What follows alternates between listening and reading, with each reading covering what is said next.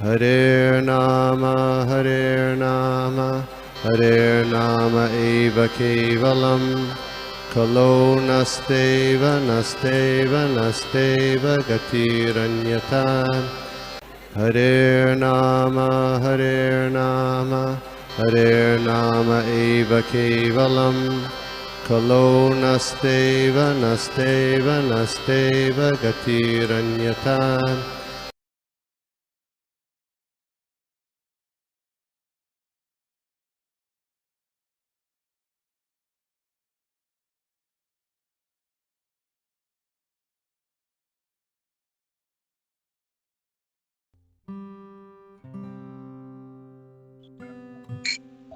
हरे कृष्णा।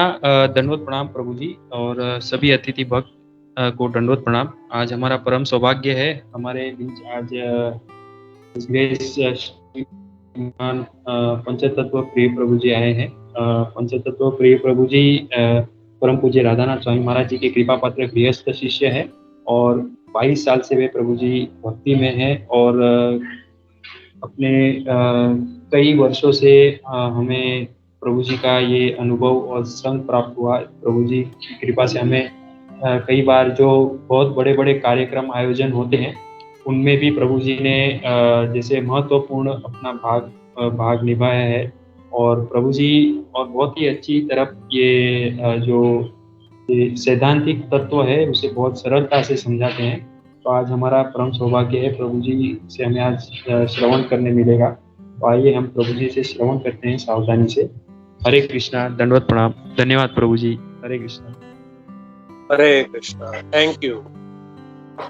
तो आप सबको बैकग्राउंड में आवाज और कुछ आ नहीं रहा है ना? मेरा साउंड क्लियर है ना? क्योंकि यहाँ पे कुछ कंस्ट्रक्शन वर्क चल रहा है। I am just confirming once again. प्रभु जी आवाज थोड़ा सा ये स्लो जैसा हो रहा है प्रभु जी, अगर वो थोड़ा सा ऐसे माइक भी साथ नियर पास में रख के बोलेंगे तो थोड़ा क्लियर आएगा प्रभु जी। ओके। या थोड़ा सा जोर से प्रभु। Thank you okay. प्रभु जी।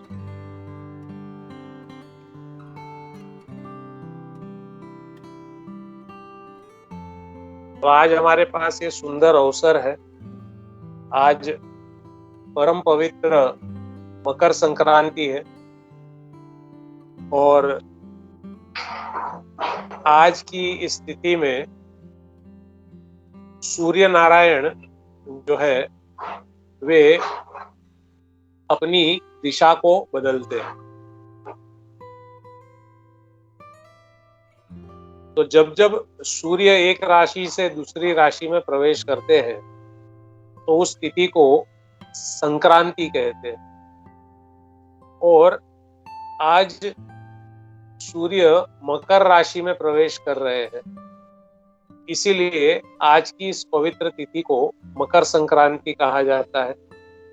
आज बड़ी पवित्र तिथि है और आज की स्थिति में दान करने की बड़ी महिमा है। तो इसको हम श्रवण करेंगे और श्रीमद् भगवत गीता के इस 5वें अध्याय को माध्यम बना के हम आज के इस सत्र को जो है प्रारंभ करेंगे। तो आइए हम सभी श्रीमद् भगवत गीता 5वां अध्याय श्लोक संख्या 7, 8 और 9 इन पे आज हम हमारी चर्चा करेंगे। आप सभी चाहें तो अपना माइक अनम्यूट करके मेरे पीछे इन श्लोक का पाठ कर सकते हैं। आप सब मेरे पीछे दोहराइए। योग युक्तो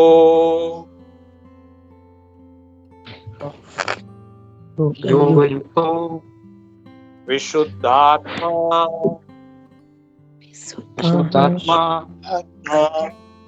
विजितात्मा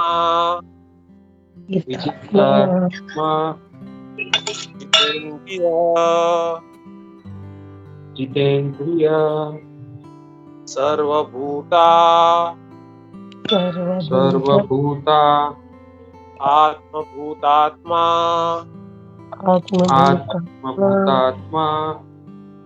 कुर्वन्नपि न लिप्यते योगयुक्तो विशुद्धात्मा योगयुक्तो विशुद्धात्मा विजितात्मितेन्द्रियः विजितात्मा जितेन्द्रियः सर्वभूतात्मा सर्वभूतात्मा कुर्वन् अपि न लिप्यते। कुर्वन्नपि न लिप्यते। योगयुक्तो विशुद्धात्मा योगयुक्तो विशुद्धात्मा विजितात्मा जितेन्द्रियः विजितात्मा जितेन्द्रिय सर्वभूतात्मा सर्वभूतात्मा कुर्वन्नपि न लिप्यते। कुर्वन्नपि न लिप्यते। योगयुक्तो विशुद्धात्मा योगयुक्तो विशुद्धात्मा विजितात्मा जितेन्द्रियः विजितात्मा जितेन्द्रियः सर्वभूतात्मा सर्वभूतात्मा कुर्वन्नपि न लिप्यते।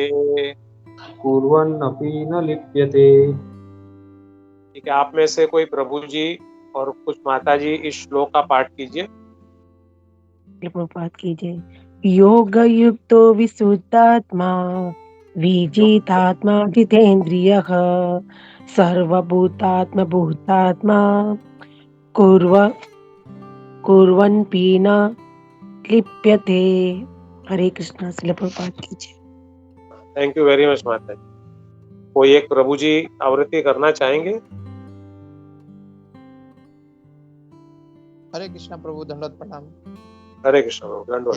हरे कृष्ण प्रभु। योगयुक्तो विशुद्धात्मा विजितात्मा जितेन्द्रियः सर्वभूतात्मा भूतात्मा कुर्वन् अपि न लिप्यते।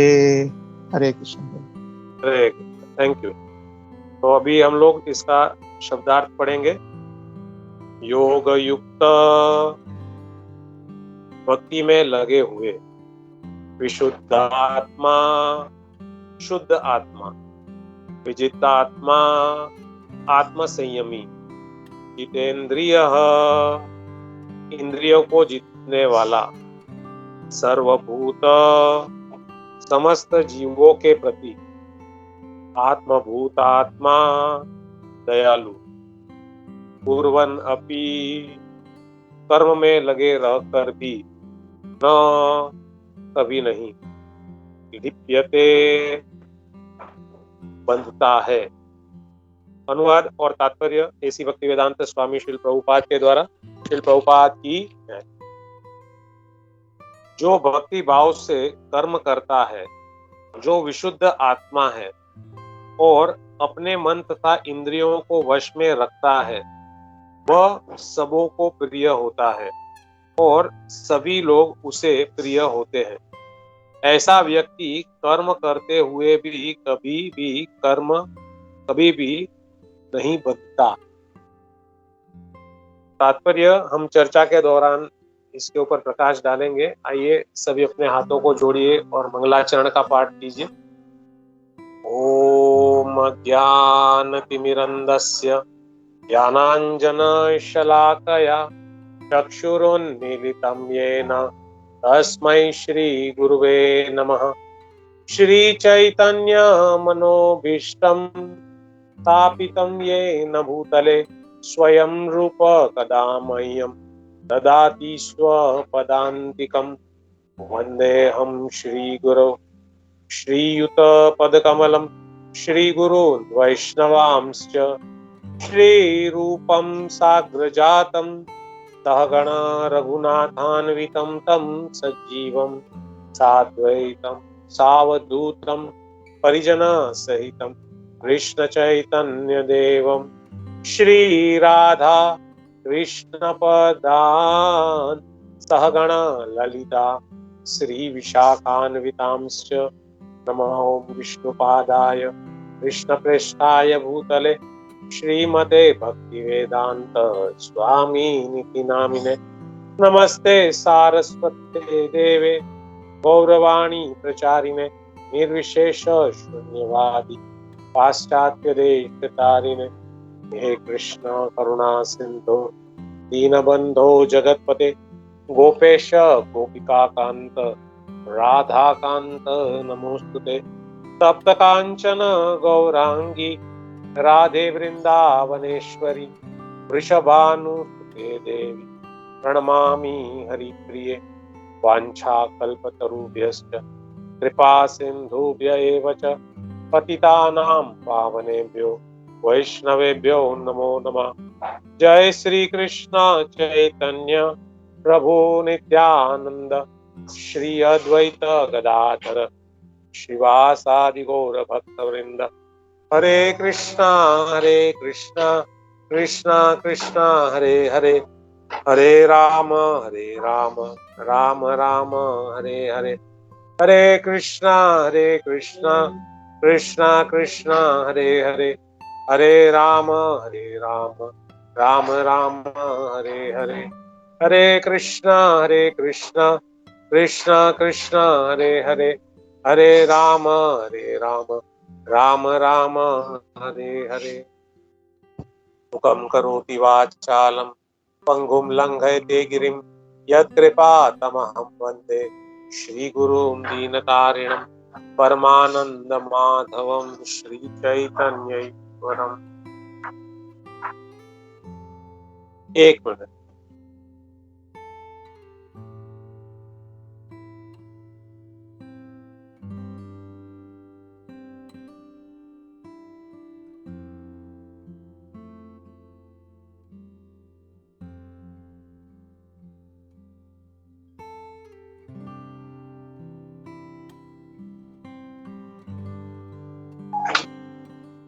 हरे कृष्ण। तो श्रीमद् भगवद गीता पंचम अध्याय, ये बड़ा ही महत्वपूर्ण अध्याय है और आप इसकी श्रृंखला में 6 श्लोक को आप श्रवण कर चुके हैं, लेकिन थोड़ा सा हम पीछे चलते हैं और इस अध्याय में, जिसे कर्म योग कहते हैं, कृष्ण भावना भावित कर्म, ये बड़ा ही महत्वपूर्ण और प्रैक्टिकल शिक्षा है हम सभी के लिए, जिसे भगवान श्री कृष्ण अर्जुन के माध्यम से यहाँ बता रहे हैं। इस अध्याय के प्रारंभ में अर्जुन भगवान से पूछते हैं कि पहले तो आपने मुझे कर्म त्याग करने के लिए कहा और अब आप मुझे भक्ति पूर्वक कर्म करने का आदेश दे रहे हैं, तो आप निश्चित रूप से मुझे बताइए कि इन दोनों में से अधिक लाभप्रद कौन सा है? क्या कर्म त्याग करना लाभप्रद है या भक्ति पूर्वक कर्म करना उससे अधिक लाभप्रद है? तो इसी प्रश्न का उत्तर देते हुए भगवान श्री कृष्ण यहाँ पे अर्जुन को बड़ी सुंदर शिक्षा दे रहे हैं। और भगवान श्री कृष्ण द्वितीय श्लोक में अर्जुन से कह रहे हैं कि मुक्ति के लिए कर्म का परित्याग तथा भक्तिमय कर्म दोनों ही उत्तम है, किंतु इन दोनों में से कर्म के परित्याग से भक्ति युक्त कर्म करना श्रेष्ठ है, जिसे आपने पहले के सत्रों में श्रवण किया होगा। और आगे भगवान श्री कृष्ण कह रहे हैं कि जो पुरुष न तो कर्म फलों से घृणा करता है और न कर्म फल की इच्छा करता है, वह नित्य सन्यासी जाना जाता है। हे महाबाहो अर्जुन, ऐसा मनुष्य समस्त द्वंद्वों से रहित होकर भव बंधन को पार कर पूर्णतया मुक्त हो जाता है। आगे भगवान श्री कृष्ण कह रहे हैं कि अज्ञानी ही भक्ति को भौतिक जगत के विश्लेषणात्मक अध्ययन सांख्य से भिन्न कहता है।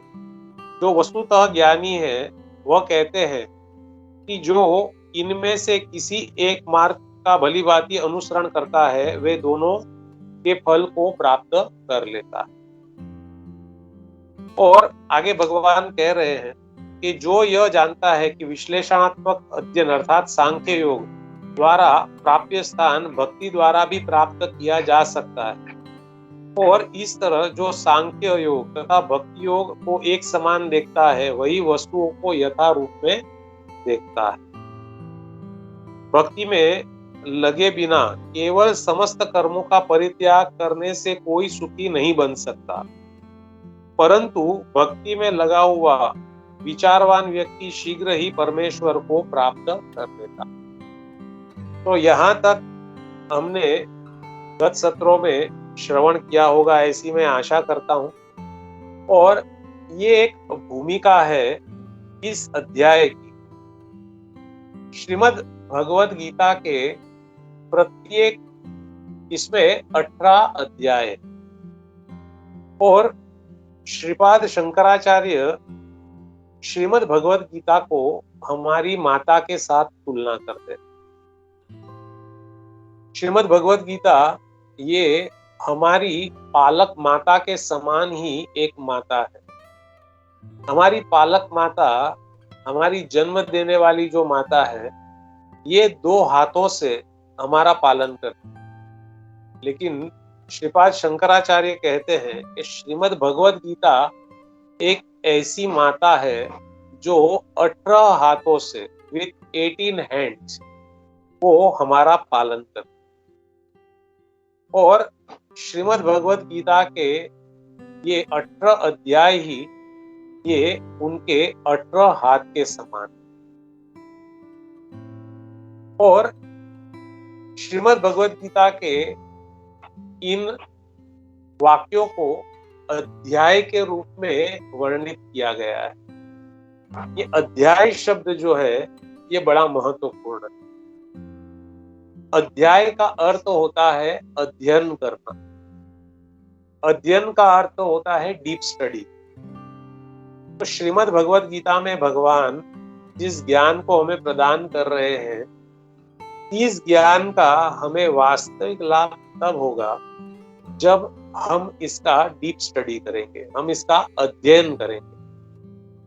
कि प्रत्येक शब्द श्रीमद् भगवद गीता का ये पद्मनाभ भगवान श्री कृष्ण के मुखारविंद से निकला।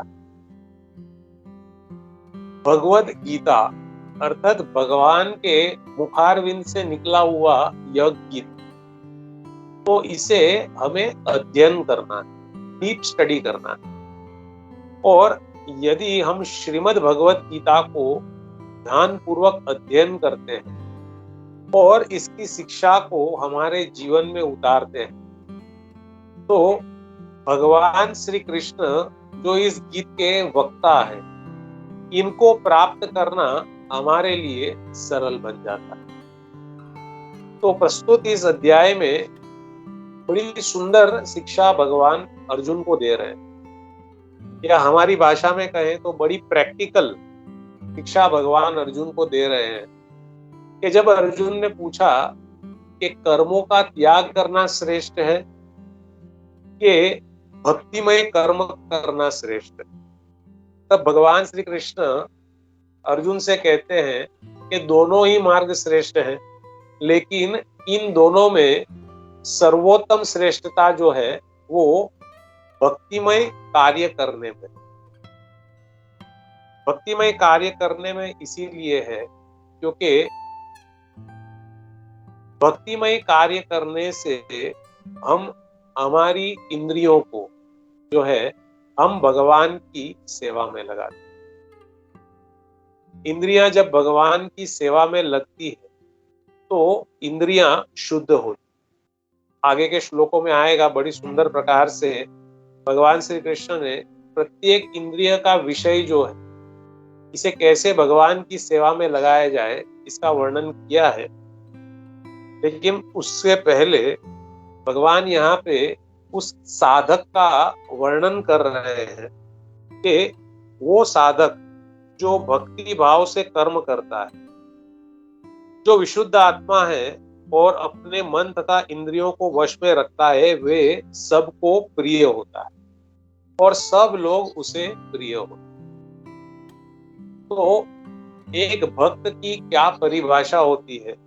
जैसे आप सभी ने पूर्व में दूसरे अध्याय में आपने ये श्रवण किया होगा कि जब अर्जुन ने भगवान से पूछा कि स्थित प्रज्ञ का भाषा, जो स्थित प्रज्ञ व्यक्ति होता है, जो भगवान में, भगवान की चेतना में पूर्ण रूप से स्थिर होता है, उसकी भाषा कैसी होती है, वो कैसे चलता है, वो कैसे बैठता है, कैसा व्यवहार करता है। तो इसका वर्णन जो है भगवान ने बहुत सुंदर प्रकार से किया।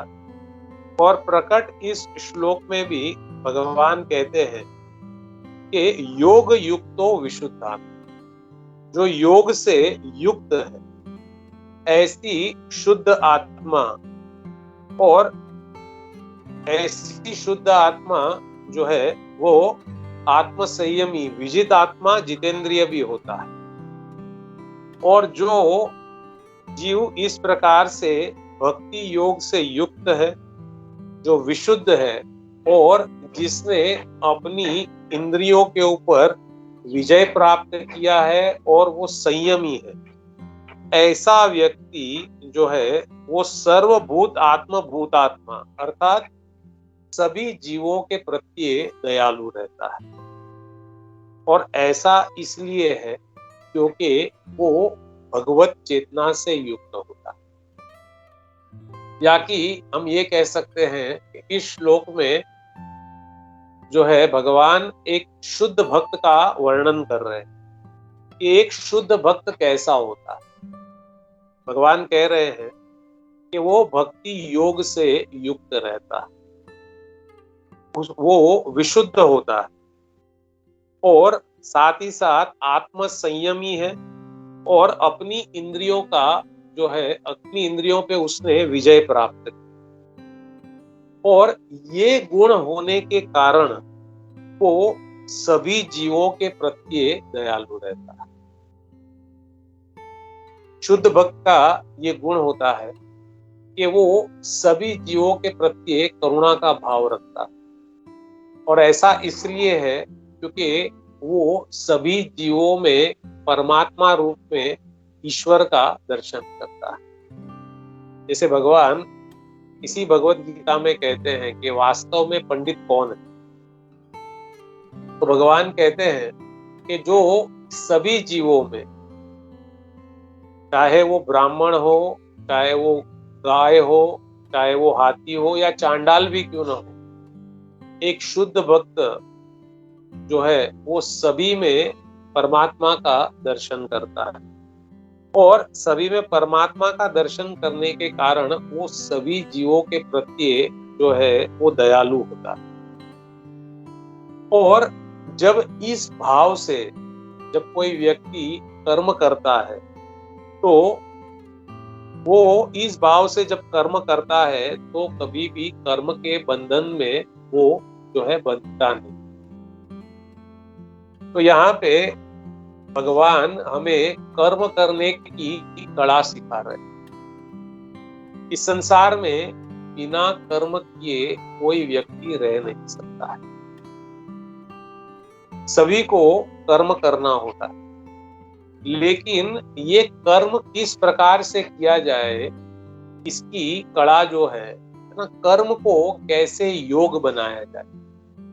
कर्म तो सभी करते हैं, लेकिन कर्म योग कैसे बन सकता है, इसकी कला भगवान हमें इस अध्याय में हमें शिक्षा दे रहे हैं अर्जुन के माध्यम से कि कैसे हमारा प्रत्येक कर्म योग बन सकता है। योग का अर्थ होता है जुड़ना। आज समाज में हम जो देख रहे हैं कि जो योग के नाम से जो है फिजिकल एक्सरसाइज दिखाई जा रही है, वो योग का केवल एक चरण है। योग का अर्थ होता है जुड़ना, और वास्तव में कहे तो आत्मा का परमात्मा से मिलन होना, इसी को योग कहते हैं। तो किस प्रकार का कर्म करने से हम भगवान के साथ जुड़ सकते हैं, इसकी शिक्षा यहाँ पे भगवान श्री कृष्ण। श्रील प्रभुपाद के जो तात्पर्य है ये बड़े सुंदर। इस पे यदि हम थोड़ा सा प्रकाश डालें तो श्रील प्रभुपाद कह रहे हैं कि जो कृष्ण भावनामृत के कारण मुक्ति पथ पर है वह प्रत्येक जीव को प्रिय होता है और प्रत्येक जीव उसके लिए प्यारा है। यह कृष्ण भावनामृत के कारण होता है। तो देखिए, जो कृष्ण भावना का, कृष्ण भक्ति का जो अनुसरण करता है वो किस पथ पे जा रहा है? वो मुक्ति के पथ पे जा रहा है। मुक्ति का वर्णन श्रीपाद रूप गोस्वामी ने भक्ति रसामृत सिंधु में किया है और वहां पे वो कहते हैं कि मुक्ति हित्वा अन्यथा रूपम स्वरूपेण व्यवस्थित। मुक्ति का अर्थ श्रीपाद रूप गोस्वामी ने किया है कि अपने मूल स्वरूप में स्थित हो जाना, ये वास्तविक मुक्ति। वैसे शास्त्रों में अनेक अनेक प्रकार की मुक्ति का वर्णन किया गया। 6 प्रकार की मुक्ति का वर्णन हुआ है जिसमें वैष्णव आचार्यों ने केवल 5 प्रकार की मुक्ति को उन्होंने स्वीकार किया। सायुज्य मुक्ति को, ब्रह्म में लीन हो जाना, इस मुक्ति को वैष्णव आचार्यों ने स्वीकार नहीं किया। सामीप्य, सालोक्य, साष्टी इत्यादि प्रकार की जो मुक्ति है इसको जो है स्वीकार किया गया है, लेकिन हमारे वैष्णव आचार्यों ने यहाँ तक वर्णन किया है कि मुक्ति से भी श्रेष्ठ है भगवान की भक्ति। भक्ति सबसे श्रेष्ठ है क्योंकि भक्ति करने से मुक्ति जो है ऐसे भक्त के चरणों में पड़ी रहती कि कब ये भक्त मुझे स्वीकार करेगा। तो यहाँ पे श्रील प्रभुपाद मुक्ति की बात कर रहे हैं तो हमारी जो वर्णमाला होती है, संस्कृत की जो वर्णमाला होती है, उसमें अलग अलग प्रकार के वर्ग की जो है व्याख्या की। तो आज हम 2 वर्गों की व्याख्या करेंगे, अवर्ग और अपवर्ग। तो इस संसार में जीव जो इस भौतिक जगत में जो है भटकता है उसे पवर्ग कहते हैं और इसका एग्जैक्ट ऑपोजिट है अपवर्ग, जिसे यहाँ पे मुक्ति कहा गया है। तो पवर्ग में जो है 5 प्रकार के शब्द आते हैं, प, फ, ब, भ और म। आप में से जो लोग संस्कृत पढ़े होंगे स्कूल में, तो प वर्ग में ये 5 शब्द आते हैं और हमारे वैष्णव आचार्यों ने इसका बहुत सुंदर वर्णन किया है। वे कहते हैं कि ये 5 शब्द जो है इसका सीधा ताल्लुक जो है इस भौतिक जगत की जीवनी से, और इन 5 शब्दों के माध्यम से जो है वो इस भौतिक जगत का जीवन जो है इसका वर्णन करते हैं।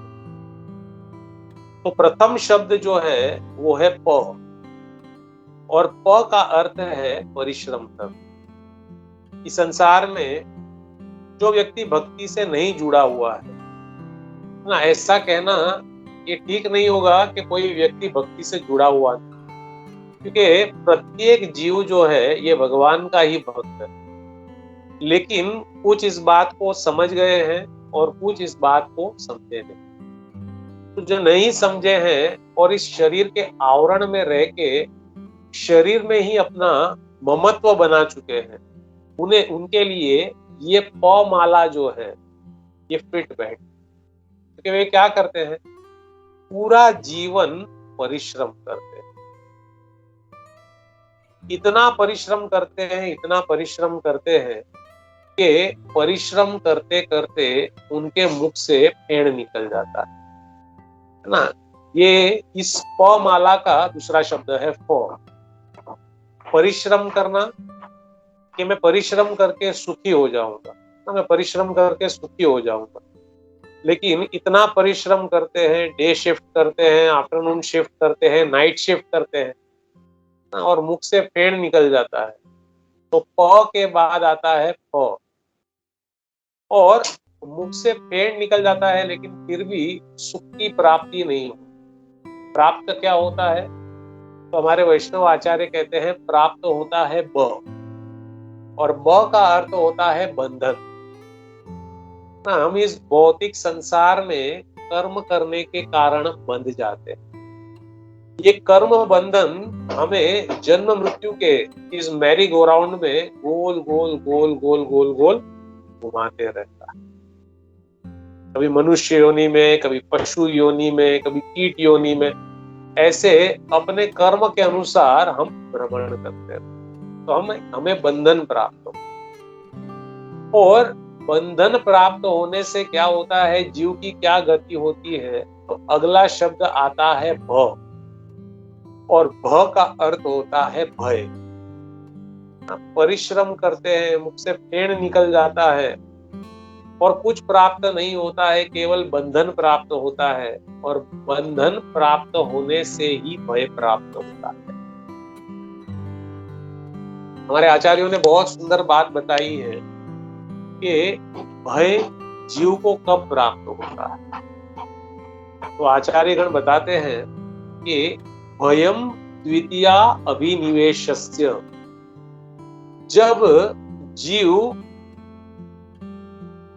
अपना द्वितीय अभिनिवेश प्राप्त करता है। और ये द्वितीय अभिनिवेश क्या है? जब जीव इस शरीर को मैं मान लेता है।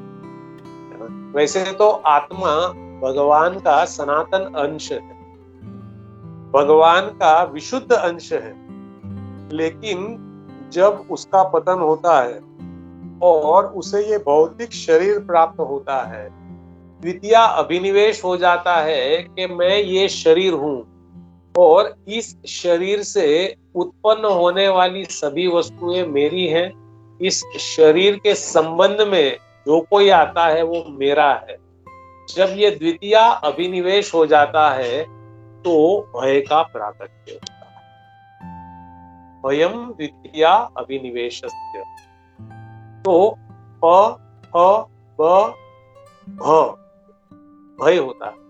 और इस प वर्ग की जो वर्णमाला है, इसका अंतिम शब्द है म, और म का अर्थ है मृत्यु।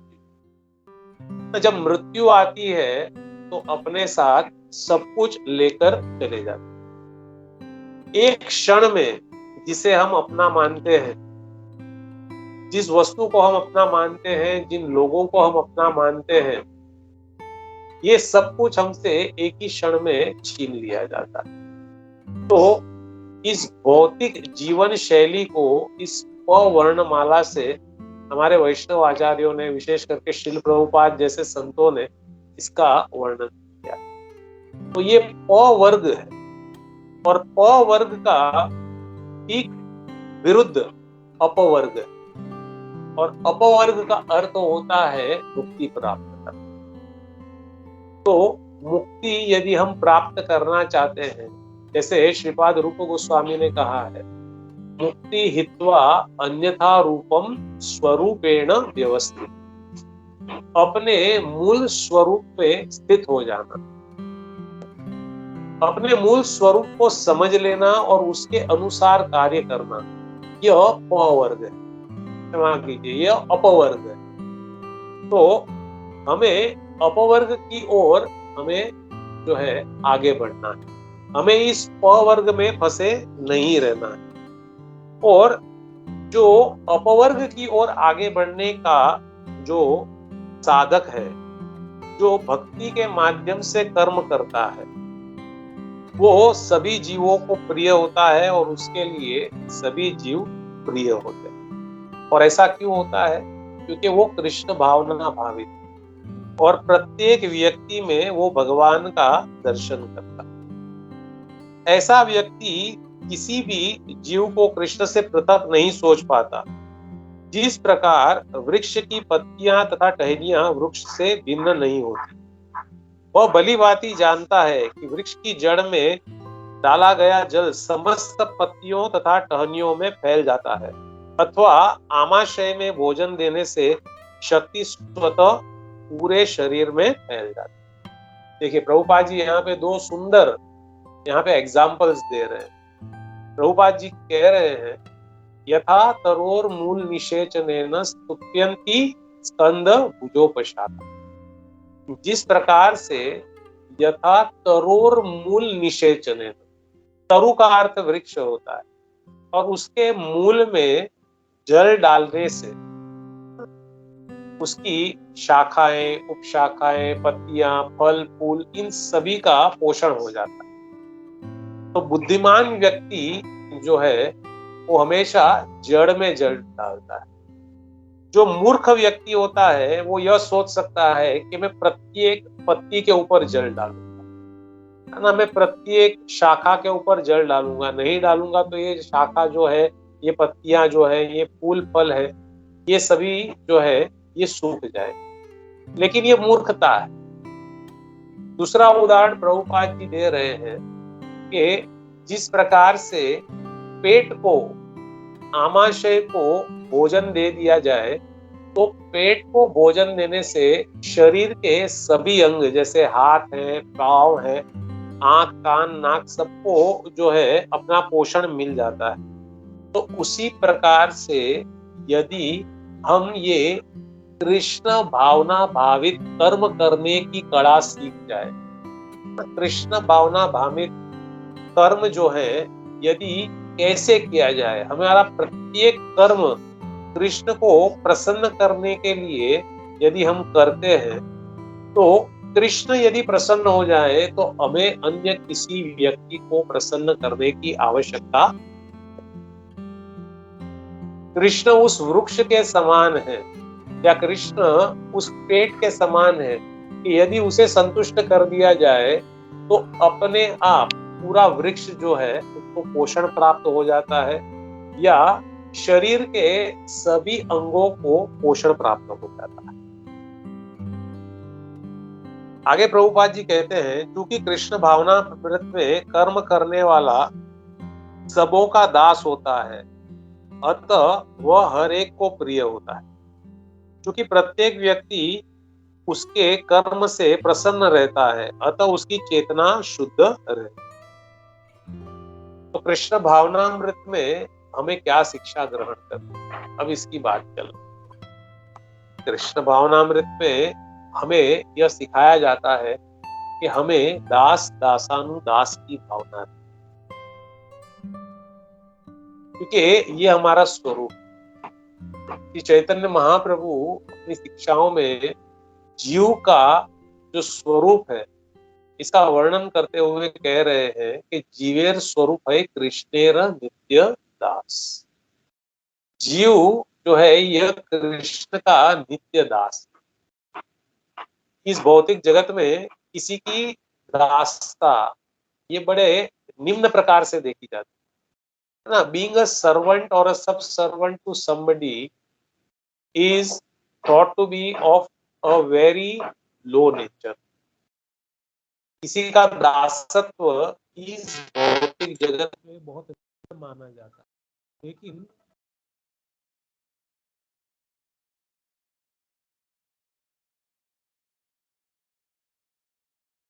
कृष्ण भावना में जैसे उपदेशामृत में इसका वर्णन है कि जैसे ये भौतिक जगत जो है वो आध्यात्मिक जगत का विकृत प्रतिबिंब है। It is exactly opposite. This material world is exactly opposite of the spiritual world. और ठीक उल्टा है, विकृत प्रतिबिंब है। प्रतिबिंब का अर्थ होता है इमेज, और कैसा इमेज है, विकृत। तो जो इस भौतिक जगत में निम्न माना गया है, लो कैटेगरी का माना गया है, वो आध्यात्मिक जगत में सर्वश्रेष्ठ माना। और इसी के कारण जब हम भक्ति राज्य में आते हैं, भक्ति मार्ग में हमारा प्रवेश होता है, तो हमें यह सिखाया जाता है कि हमें क्या करना है, हमें दास दासानुदास भाव में सेवा। भौतिक जगत का क्या प्रिंसिपल है भौतिक जगत का प्रिंसिपल है हमें बॉस बॉसानु बॉस बनना है ना। हमारा जो बॉस है एक दिन हमें उसका भी बॉस बनना है। Stepping over the head of somebody and progressing in material life, this is the material principle. और आध्यात्मिक जगत का जो सिद्धांत है वो क्या है? जीवेर स्वरूप है कृष्णेर नित्यदास। चैतन्य महाप्रभु कहते हैं कि मैं कौन हूँ? तो महाप्रभु कहते हैं कि ना तो मैं क्षत्रिय हूँ, ना तो मैं वैश्य हूँ, ना तो मैं शूद्र हूँ, ना तो मैं ब्राह्मण हूँ, नहीं मैं वर्णाश्रम के अनुसार ब्रह्मचारी हूँ, गृहस्थ हूँ, वानप्रस्थ हूँ, ना मैं सन्यासी हूँ। मैं कौन हूँ? तो चैतन्य महाप्रभु ने अपना आइडेंटिफिकेशन देते हुए कहा है, गोपीर भरतु पद कमलयोर दास दास दास दासानुदास। गोपियों के जो भरतार है कृष्ण, उनके दासों के दासों के दासों का मैं दास। ये शिक्षा कौन दे रहा है? ये शिक्षा स्वयं कृष्ण, जो राधा रानी का भाव और राधा रानी की कांति लेकर आए, ऐसे कृष्ण हमें यह शिक्षा दे रहे हैं कि यदि हमें भक्ति में सर्वोत्तम सिद्धि को प्राप्त करना है तो हमें इस भाव को विकसित करना पड़ेगा। क्योंकि ऐसे भाव में हम यदि हम सोचते हैं कि ये सभी हमारे स्वामी हैं और हम इनके दास, तो हमसे कभी किसी का अपराध नहीं। क्योंकि दास का कर्तव्य होता है स्वामी की सेवा करना।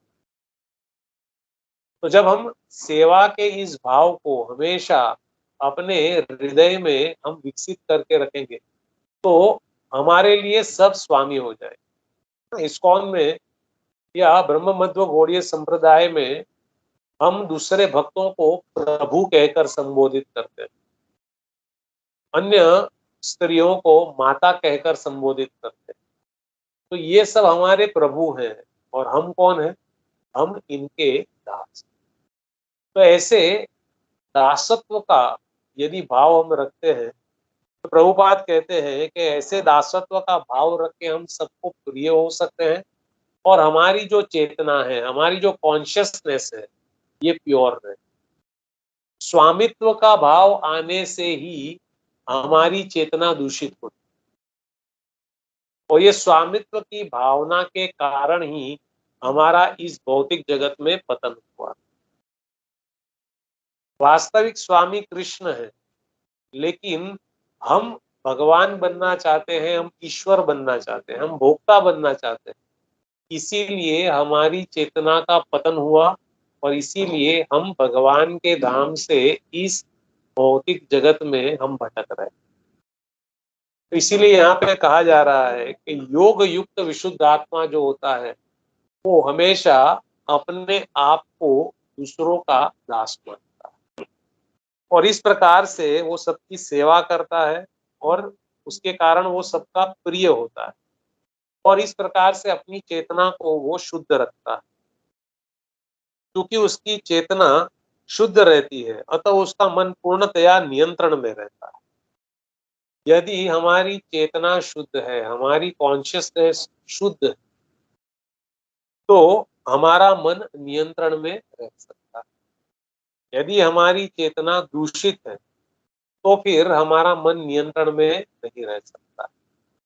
और यदि हमारी चेतना को शुद्ध रखना है, श्रील प्रभुपाद जब इस संस्था का नामकरण कर रहे थे, he was naming this institution, तो उस समय पे भक्तों ने जब श्रील प्रभुपाद ने कहा कि international society for Krishna consciousness, तो श्रील प्रभुपाद के शिष्यों ने कहा कि पाश्चात्य जगत में कृष्ण कौन है, इसको कोई नहीं जानता है, तो आप प्रभुपाद जी अपनी सोसाइटी का नाम international society for God consciousness रखें। मतलब प्रभुपाद ने कहा God is a very vague term.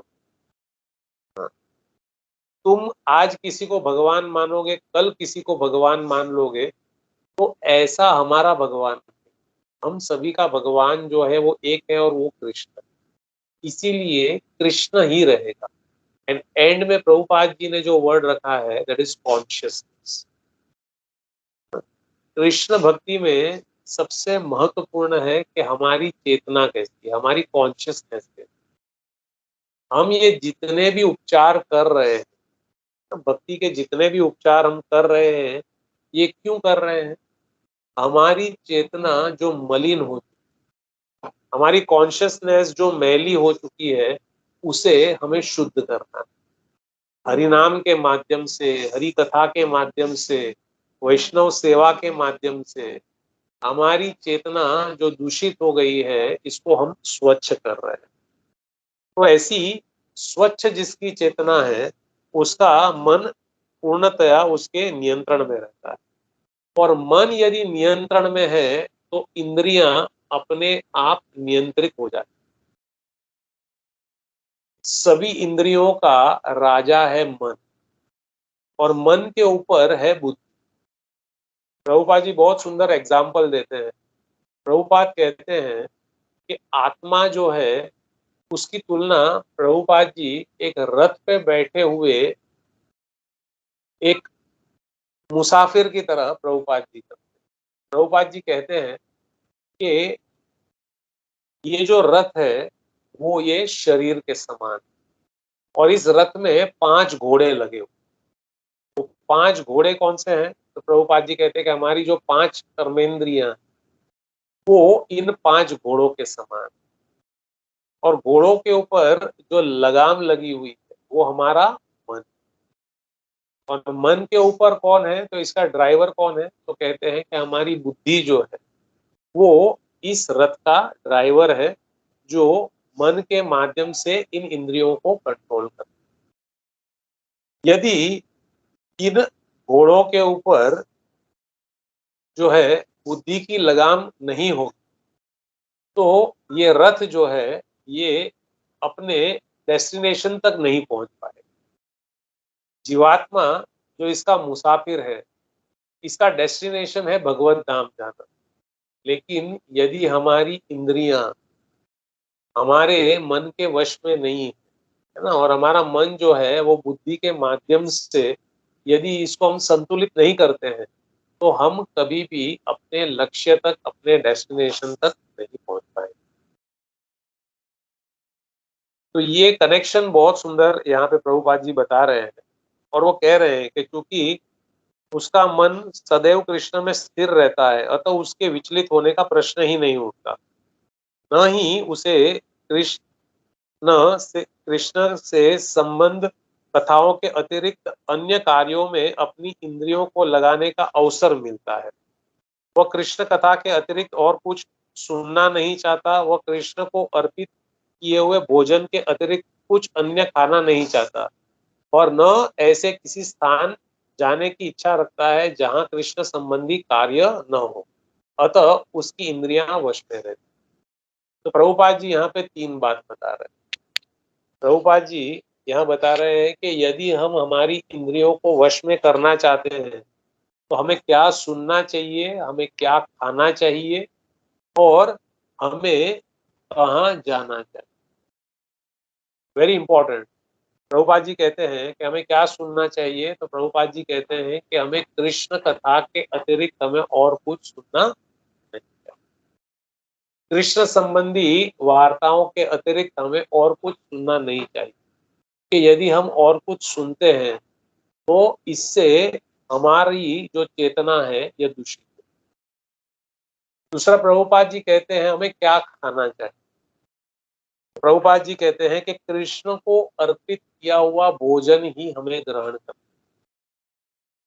बहुत सुंदर मुझे एक प्रसंग याद आ रहा है, जब गुरु महाराज इस बात की चर्चा कर रहे थे, और गुरु महाराज उस समय पे अपने प्रवचन में बता रहे थे इन हिज लेक्चर कि मैं सन्यासी हूँ ना, मंदिर में रहने वाले ब्रह्मचारी, और हम लोग जो है हमारा अधिक समय भक्तों के संग में ही रहता है। हम बाहर के लोगों से हमारा संपर्क जो है वो बहुत कम रहता है। हम केवल कृष्ण प्रसाद ग्रहण करते हैं, हम केवल कृष्ण के बारे में चिंतन करते हैं, है ना। तब भी ये देखा जाता है कि आश्रम में रहने वाले भक्तों का भी कभी कभी पतन हो जाता है, कभी कभी उनका फॉल डाउन हो जाता है। तो हम इतने सेफ जोन में रहते हुए भी कभी कभी जो है पतन हो जाता है। तो आप तो गृहस्थ हो, है ना, आप तो पूरा दिन भौतिक लोगों के साथ में रहते हो, तो आपके लिए केवल कृष्ण प्रसाद ही ग्रहण करना ये कितना महत्वपूर्ण। हमारी चेतना को शुद्ध रखने के लिए कृष्ण प्रसाद बहुत महत्वपूर्ण है। कि जैसा ना हमारा इनपुट होगा वैसा ही हमारा आउटपुट बनेगा। तो हमें सदैव कृष्ण प्रसाद ही ग्रहण करना चाहिए, क्योंकि कृष्ण प्रसाद ग्रहण करने से हमें कर्म बंधन नहीं लगता है। कृष्ण के बारे में ही सुनना, और कभी यदि कहीं जाने की इच्छा हो तो जैसे चैतन्य महाप्रभु ने कहा है, या श्रीपाद भक्ति विनोद ठाकुर अपने भजन में वर्णन करते हैं कि गौर आमार ये सब स्थाने कोरिलो भ्रमण रंगे, ते सब स्थाने हेरी वो आमी प्रणय भगत संग। तो हमें उन स्थानों पे जाना चाहिए जहां श्री चैतन्य महाप्रभु ने अपने प्रेमी भक्तों के साथ भ्रमण किया है। ऐसा करने से हमें महाप्रभु की और उनके पार्षदों की कृपा प्राप्त होगी। और इस प्रकार से कृष्ण कथा सुनने से, कृष्ण प्रसाद ग्रहण करने से और भगवान के धाम में भ्रमण करने से हमारी इंद्रियां वश में रहती है। ऐसा व्यक्ति जिसकी इंद्रियां संयमित हो वो किसी के प्रति अपराध नहीं करता। भक्त समाज में हमेशा ये प्रश्न उठता है कि हमसे बहुत अपराध होते हैं, इसके कारण हमारी भक्ति में प्रगति नहीं होती। तो देखिए प्रभुपाद जी यहाँ पे इसका सॉल्यूशन दे रहे हैं कि यदि हम इन अपराधों से बचना चाहते हैं तो हमें क्या करना है। सदैव कृष्ण नाम और कृष्ण कथा का आश्रय लेना चाहिए, हमेशा कृष्ण प्रसाद ही ग्रहण करना चाहिए, और भगवान के धाम में भगवान जिन जिन स्थानों पे भ्रमण किए उन स्थानों में भ्रमण करने से हमारी इंद्रियां जो है वश में रहती हैं, और तब हम किसी का भी अपराध नहीं करते। इस पर कोई यह प्रश्न कर सकता है तो फिर अर्जुन के प्रति युद्ध में, अर्जुन अन्यों के प्रति युद्ध में आक्रामक क्यों था, है ना। आज भी लोग जो है भगवान के प्रति ये आक्षेप करते हैं, भगवान कृष्ण के प्रति, कि कृष्ण यदि भगवान है तो उन्होंने कुरुक्षेत्र का युद्ध जो है इसे क्यों करवाया ना। इतने लाखों लोग उस युद्ध में कृष्ण के कहने पे मर गए, तो कृष्ण ने तो इतने लोगों को मरवा दिया, वो कैसे भगवान। प्रभुपाद जी यहाँ पे इसका सुंदर उत्तर दे रहे हैं कि अर्जुन तो जितेंद्रिय, अर्जुन तो गुड़ाकेश, अर्जुन का एक नाम श्रीमद् भगवत गीता में गुड़ाकेश किया गया है। कृष्ण को ऋषिकेश कहा गया है और अर्जुन को गुड़ाकेश कहा गया, जो इंद्रियों पे विजय प्राप्त किया था, जो अपनी निद्रा पे जिसने विजय प्राप्त कर ली थी, जिसका मन संयम में था, इंद्रियां संयम में थी, तब उसने अन्यों के प्रति युद्ध में ये आक्रामक जो वृत्ति है इसे अर्जुन ने क्यों अपनाया। तो यहाँ पे श्री प्रभुपाद इस बात की पुष्टि करते हुए प्रभुपाद जी बड़ा सुंदर बात कह रहे हैं कि अर्जुन अपने मन से हिंसा नहीं करता।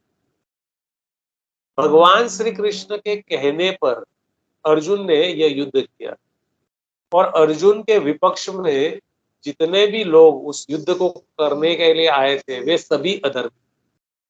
और भगवान श्री कृष्ण द्वापर में जब आए, और प्रत्येक युग में भगवान जब प्रकट होते हैं तो धर्म की स्थापना करने के लिए ही भगवान प्रकट। धर्म संस्थापनार्थाय संभवामि युगे युग, धर्म की स्थापना करने के लिए कृष्ण प्रत्येक युग में प्रकट होते हैं। और द्वापर में भी जब भगवान प्रकट हुए तो भगवान ने अपने इस कार्य को जो है जन्म से ही प्रारंभ कर दिया।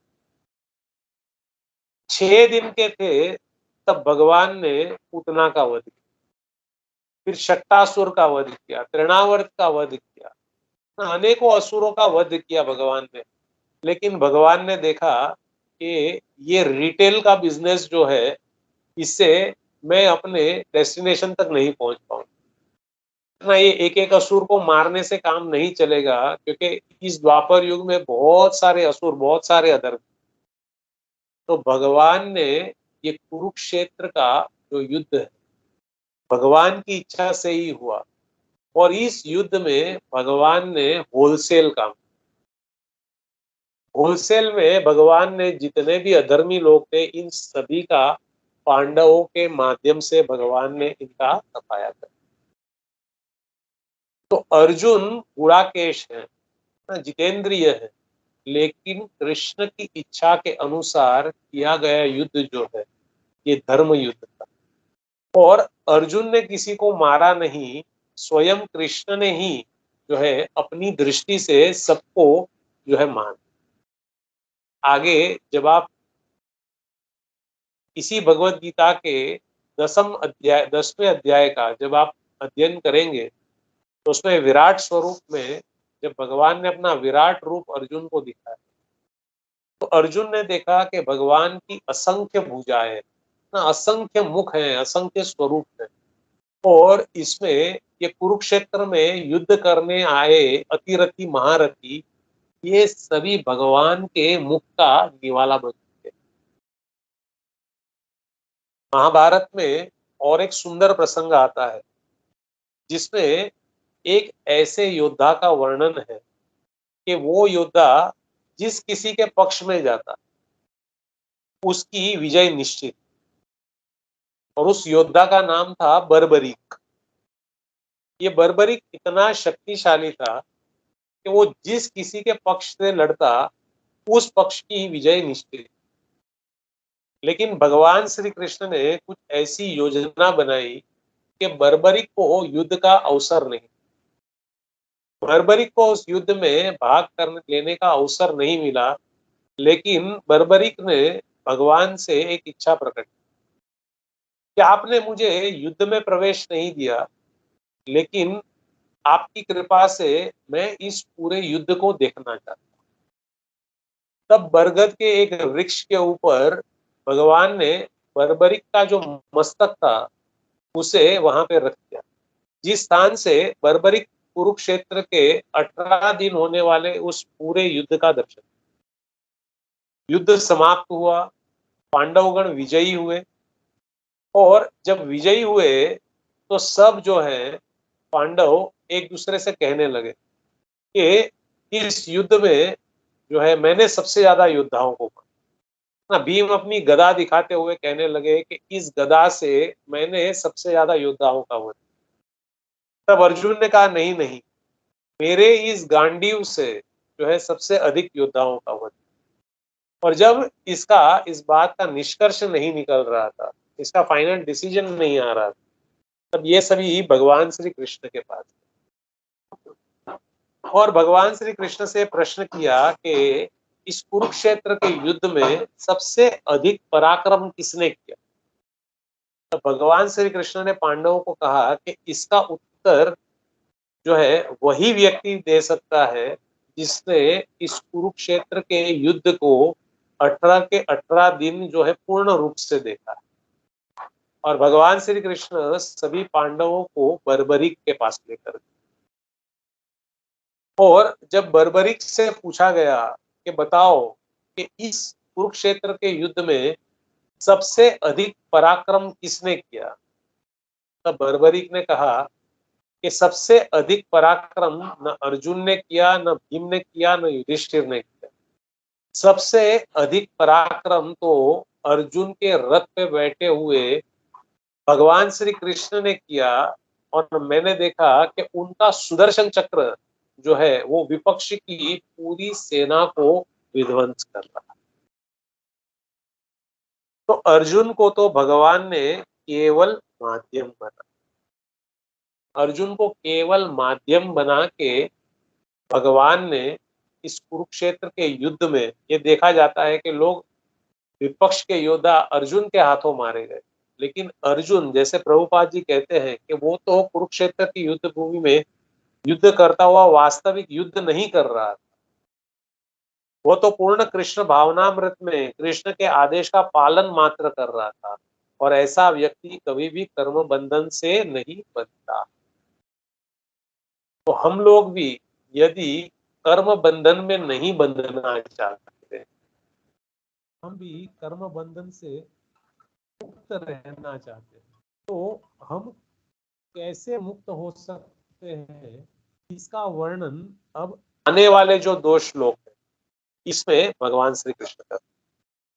सबसे पहले तो भगवान ये कह रहे हैं कि जो मेरा शुद्ध भक्त होता है वो कभी भी किसी भी प्रकार का कर्म करने से बनता नहीं है, क्योंकि वो मेरी इच्छा के अनुसार कर्म करता है। और अब कैसा कर्म करता है इसका वर्णन भगवान इस 8वें और 9वें श्लोक में करते हैं। तो आइए हम लोग 8वें और 9वें श्लोक की ओर आगे बढ़ते हैं। तो आप लोग सभी मेरे पीछे इन दो श्लोकों को जो है पाठ करने का प्रयास कीजिए। आप चाहें तो आपका माइक जो है इसको अनम्यूट कर सकते हैं। नैव किंचित करोमीति युक्तो मन्येत तत्त्ववित् पश्यन् शृण्वन् स्पर्शन् जिघ्रन् अस्नन् गच्छन् स्वपन् श्वसन् नैव किंचित् करोमीति युक्त मन्येत तत्त्ववित् पश्यन् शृण्वन् स्पर्शन् जिघ्रन् अस्नन् गच्छन् स्वपन् श्वसन् नैव किंचित् करोमीति युक्तो मन्येत तत्त्ववित् पश्यन् शृण्वन् स्पर्शन् जिघ्रन् अस्नन् गच्छन् स्वपन् श्वसन्। आगे 9वें श्लोक की ओर हम लोग आगे बढ़ते हैं। इसमें भगवान श्री कृष्ण कह रहे हैं, प्रलपन् विसृजन् गृह्णन् उन्मिषन् निमिषन् अपि इंद्रियाणि इंद्रियार्थेषु वर्तन्त इति धारयन् प्रलपन् विसृजन् गृह्णन् उन्मिषन् निमिषन्नपि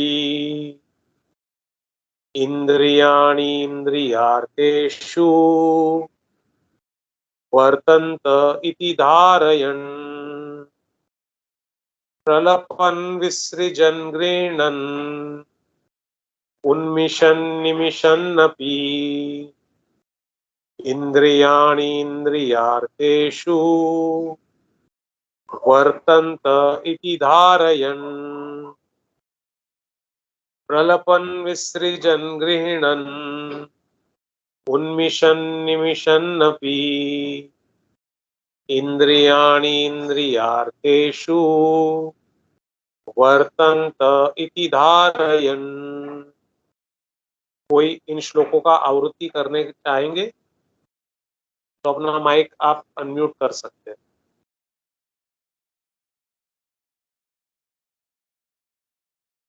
मेरी आवाज आप सब तक पहुंच रही है? हाँ प्रभु जी। हाँ, क्योंकि मुझे किसी की आवाज सुनाई नहीं दे रही है, इसलिए मैंने बोला कंफर्म कर लेता हूँ।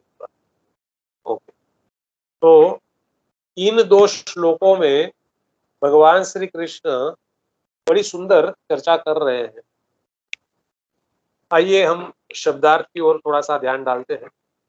न, नहीं, एव, निश्चय, किंचित, कुछ भी, करोमि, करता हूं, इति, इस प्रकार, युक्तः, दैवी चेतना में लगा हुआ, मन्येत, सोचता है, तत्ववेद, सत्य को जानने वाला, पश्यन, देखता हुआ, श्रृण्वन, सुनता हुआ, स्पर्शन, स्पर्श करता हुआ, जिघ्रन, सूंघता हुआ, अश्नन, खाता हुआ, गच्छन, जाता हुआ, स्वप्नन, स्वप्न देखते हुए, श्वसन, सांस लेता हुआ, प्रलपन, बात करता हुआ, विसृजन, त्यागता हुआ, गृहिणन, स्वीकारता हुआ, उन्मिशन, खोलता हुआ, निमिषण, बंद करता हुआ, अपि, तो भी, इंद्रियाणि, इंद्रियों को, इंद्रियार्थेषु, इंद्रिय तृप्ति में, वर्तन्ते, लगी रहने देकर, इति, इस प्रकार, धारयण, विचार करते हुए। अनुवाद और तात्पर्य एसी भक्तिवेदांत स्वामी श्रील प्रभुपाद के द्वारा। श्रील प्रभुपाद की जय।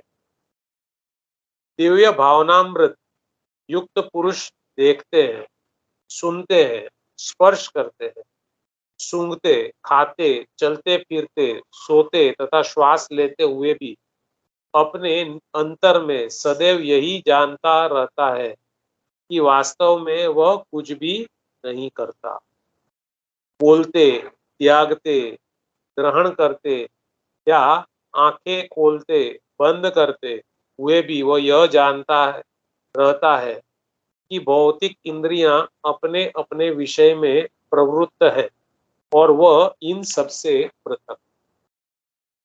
ये बड़ा ही महत्वपूर्ण श्लोक है, जिससे हम ये शिक्षा ग्रहण कर सकते हैं कि इस शरीर में रहते हुए भी हम कैसे शरीर से अलग रह सकते।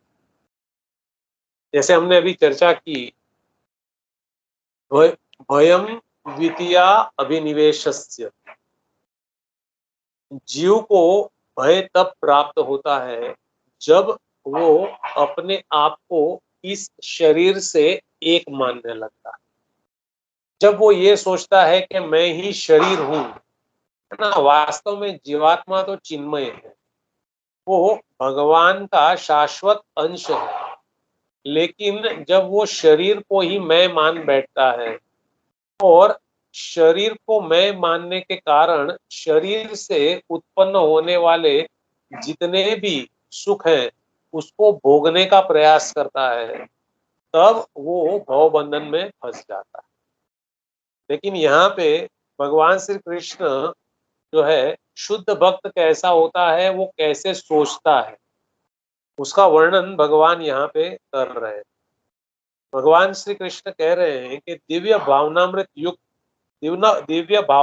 युक्त पुरुष वो भी देखते हैं, सुनते हैं, स्पर्श करते हैं, सूंघते हैं, खाते हैं, चलते फिरते हैं, सोते तथा श्वास लेते हुए भी अपने अंतर में सदैव यह जानता रहता है कि वास्तव में वह कुछ भी नहीं करता है।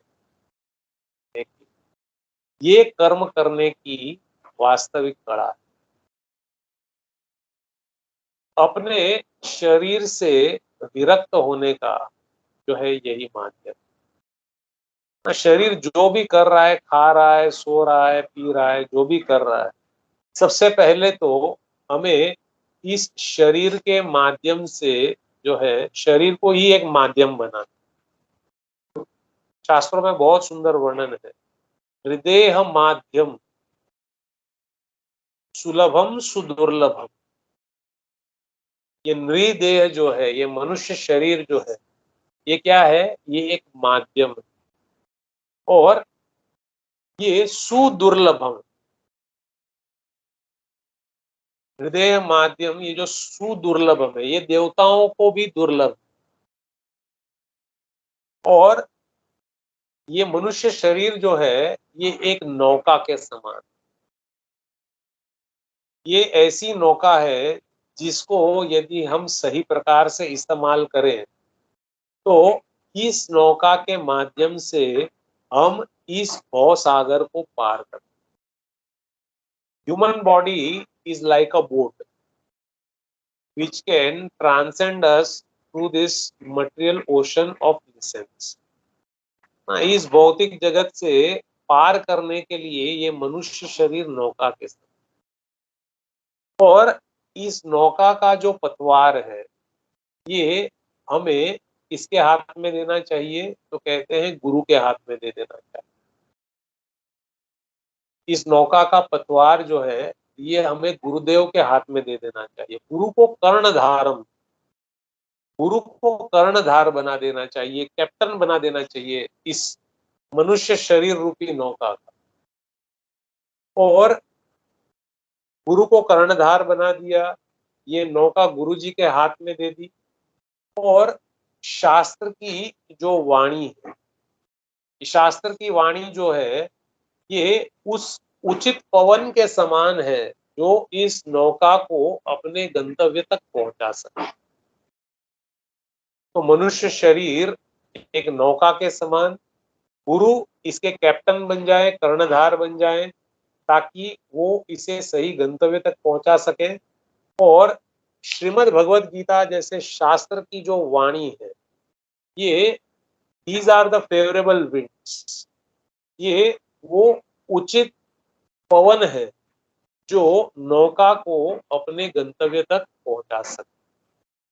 तो यहाँ पे भगवान श्री कृष्ण कह रहे हैं इस शरीर में रहते हुए भी इस शरीर से परे होने की जो कड़ा है ये हमें समझना। मन यदि कुछ मांगता है तो हमें समझ लेना चाहिए कि ये मेरी मांग नहीं है, ये मन की मांग। तो अपने आप को उस मांग से पृथक रखना, अपने आप को उस मांग से अलग रखना, ये कड़ा हमें सीखना है। शरीर यदि कुछ कर रहा है ना, शरीर जो है द्वेष कर रहा है, ईर्ष्या कर रहा है, ये भी मन से उत्पन्न होता है। या शरीर किसी वस्तु से आकर्षित हो रहा है लेकिन वो हमारे भक्तिमय कार्यों के लिए यदि वो उपयुक्त नहीं है तो उस समय तुरंत हमें समझ लेना चाहिए कि ये मेरी भक्ति के लिए जो है ये उपयुक्त नहीं है, तो मुझे इसे स्वीकार नहीं करना चाहिए। ना ये शरीर की मांग है, ये मेरी मांग नहीं। तो इस प्रकार से शरीर की या मन की ऐसी मांगे जो हमें अधोगति की ओर पहुंचाती है, उससे हम परे रह सकते हैं।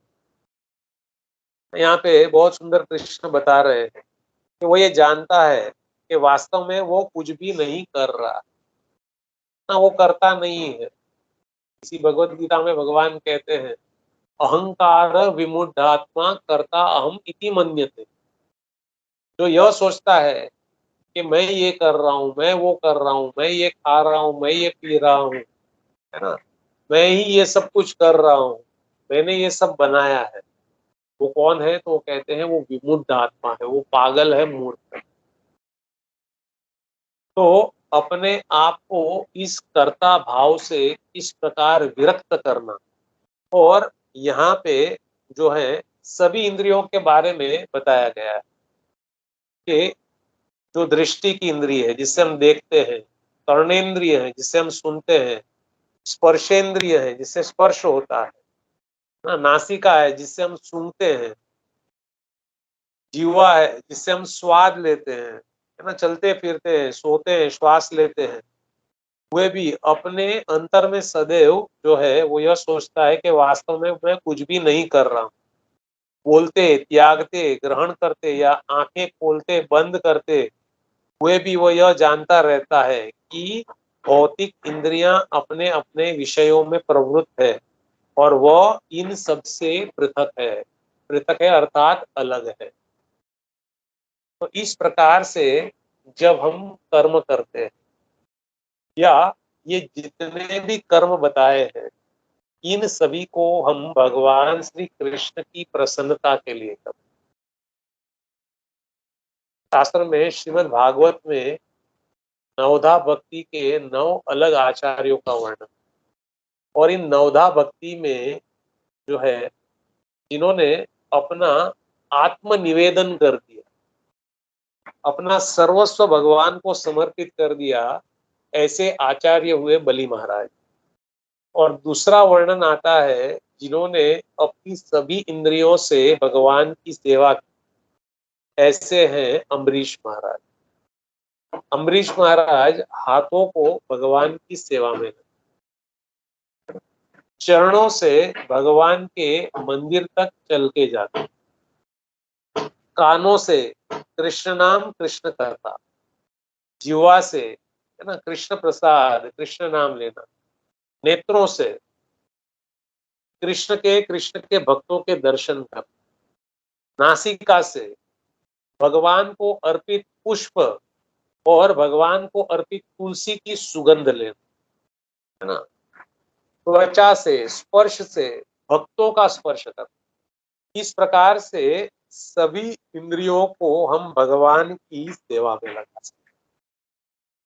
तात्पर्य में श्रील प्रभुपाद बहुत सुंदर जो है वर्णन करते हुए कहते हैं कि चूंकि कृष्ण भावना भावित व्यक्ति का जीवन शुद्ध होता है, फलतः उसके निकट तथा दूरस्थ 5 कारण, कर्ता, कर्म, अधिष्ठान, प्रयास तथा भाग्य पर निर्भर किसी कार्य से कुछ लेना देना नहीं होता। देखिए, प्रभुपाद जी बहुत एनालिसिस करके जो है अपने तात्पर्यों को बता रहे हैं कि कृष्ण भावना भावित व्यक्ति का जीवन शुद्ध होता है, फलतः उसे निकट तथा दूरस्थ 5 कारण, कोई भी कार्य को संपन्न होने के लिए 5 वस्तुओं की आवश्यकता होती। जैसे कर्ता, कर्ता अर्थात कर्म करने वाला, फिर उसका कर्म, अधिष्ठान, प्रयास, उसका प्रयास, और भाग्य। ये 5 वस्तुओं पर जो है किसी भी भौतिक व्यक्ति को अपने कर्म फल प्राप्त होते हैं। किंतु जो भगवान का भक्त होता है, उसे इस प्रकार के ये जो 5 कारण है, इनसे कुछ लेना देना नहीं होता। क्यों? क्योंकि वो, इसका कारण यही है कि वह भगवान की दिव्य सेवा में लगा रहता है। जो व्यक्ति भगवान की दिव्य सेवा में लगा रहता है, वो पूर्णतया भगवान पे आश्रित होता है। शास्त्रों में बहुत सुंदर वर्णन है, मारे कृष्ण राखे के, राखे कृष्ण मारे। जिसको कृष्ण मारना चाहता है, उसे कोई बचा नहीं सकता, और जिसको कृष्ण बचाना चाहते हैं, उसे कोई मार नहीं। प्रहलाद महाराज का सुंदर उदाहरण है।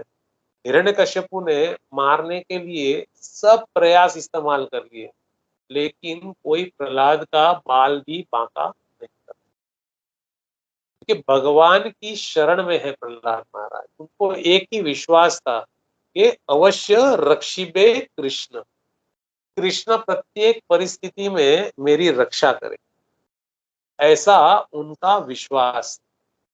और एक शुद्ध भक्त जो पूर्णतया भगवान की सेवा में लगा रहता है, वो अपनी सभी इंद्रियों को भगवान की सेवा में नियोजित कर देता है। ऋषिकेण ऋषिकेश सेवनम तद भक्तिम उच्यते। ऋषिकेण अर्थात इंद्रियों से, ऋषिकेश, ऋषिकेश अर्थात इंद्रियों के स्वामी भगवान श्री कृष्ण की सेवा करना, ये सबसे उत्तम भक्ति बताई गई। तो अपनी जितनी भी इंद्रियां हैं, जिसका वर्णन यहाँ पे किया गया है, अपनी इंद्रियों से हम ये जो कार्य कर रहे हैं, हम देख रहे हैं, सुन रहे हैं, स्पर्श कर रहे हैं, सूंघ रहे हैं, जागते हुए, सोते हुए, जो है हमें सदैव भगवान का चिंतन कर। और ये बहुत प्रैक्टिकल, आप कहेंगे हम ऑफिस में जाते हैं, हम हमारा बिजनेस करते हैं, हम घर का काम करते हैं, तो ये भक्ति कैसे हो सकता है? ये सब कुछ भक्ति हो सकता है यदि उस कर्म को जो है हम कृष्ण की भक्ति के रूप में उसको करें। यदि हम ऑफिस में जा रहे हैं तो ऑफिस में जाके कर्म करना, हमें उस कर्म का फल जो है वो भगवान को अर्पित करना है। ऑफिस में जाके नौकरी करने से, जॉब करने से हमें जो भी सैलरी मिले, उस सैलरी से हमें एक कृष्ण भावना भावित जीवन जीने के लिए उस धन को इस्तेमाल करना, उससे हमारा जो ये कर्म है वो भी भक्ति बन जाता है। माताएं जो घर में रहती है ना, माताएं जो घर में सेवा करती, तो घर में माताएं जो सेवा कर रही है, फिर वो पति की हो, पुत्र की हो, पुत्री की हो, सास ससुर की हो, इन सब में हमें भगवान का दर्शन करना चाहिए कि ये सभी वैष्णव। ये नहीं होना चाहिए कि घर में हम झगड़ रहे हैं, लड़ रहे हैं, और मंदिरों में जाके हम प्रभु जी करके हम हाथ जोड़ रहे हैं कि हम आपकी सेवा कर सकते हैं, हमें बताइए। घर में जो सदस्य हैं, इन्हें हमें भगवान ने ही दिया है। हमारे जो बच्चे हैं, गुरु महाराज कहते हैं, they are the responsibility given by Krishna, and if you raise your child, अगर आप अपने बच्चों की कृष्ण भावना भावित रूप से यदि उनकी परवरिश करते हैं, उनको बड़ा करते हैं, कृष्ण भक्ति देते हुए उनको बड़ा करते हैं, तो आपका ये कर्म जो है ये अर्च विग्रह की सेवा करने के समान है। Raising children in Krishna consciousness is equal to deity worship. तो हम किस भाव से, किस चेतना से, जैसे हमने इससे पहले भी हमने चर्चा की, हमारी चेतना जो है ये बहुत महत्व, तो किस चेतना से हम हमारा कर्म कर रहे हैं, ये बड़ा महत्वपूर्ण। तो हम जो कुछ कर रहे हैं, है ना, ये सब कुछ हम भगवान की प्रसन्नता के लिए कर, देखें तो सब जगह जहां जिसको देखे हमें उनमें कृष्ण का दर्शन कर। जैसे हमने अमरीश महाराज का हमने यहाँ पे एग्जाम्पल लिया, किस प्रकार से अपनी सभी इंद्रियों को भगवान की सेवा में लगा कर रखा, और ऐसा व्यक्ति जो सभी इंद्रियों को भगवान की सेवा में लगा के रखता है, उसे इंद्रिय तृप्ति के लिए समय ही नहीं रहता। श्रील प्रभुपाद ने हमें जो जो शेड्यूल दिया, यदि इससे हम अच्छे प्रकार से, है ना, मंदिर में तो होता ही है, लेकिन यदि हम अपने घरों में भी करें ना, तो हमारे पास इंद्रिय तृप्ति करने के लिए समय ही नहीं। सुबह 3:30-4 बजे जगना है, मंगला आरती करना है, नरसिंह आरती, तुलसी आरती करना है, हरिनाम जप करना है, घर में डीटीज है तो उनका श्रृंगार करना है, उनका ड्रेसिंग करना है, श्रीमद् भागवत कथा सुनना है, श्रीमद् भागवत कथा सुन के भगवान को भोग लगाना है, भोग लगा के कीर्तन करना है, कीर्तन करके उनको शयन कराना है, संध्या के समय पे पुनः उनको जगाना है, बहुत सुंदर वैकाली भोग लगाना है, आरती करना है, संध्या के समय श्रीमद् भगवत गीता का पठन करना है, गौर आरती करना है, शाम को पुनः भगवान को भोग लगाना है, शयन कराना है।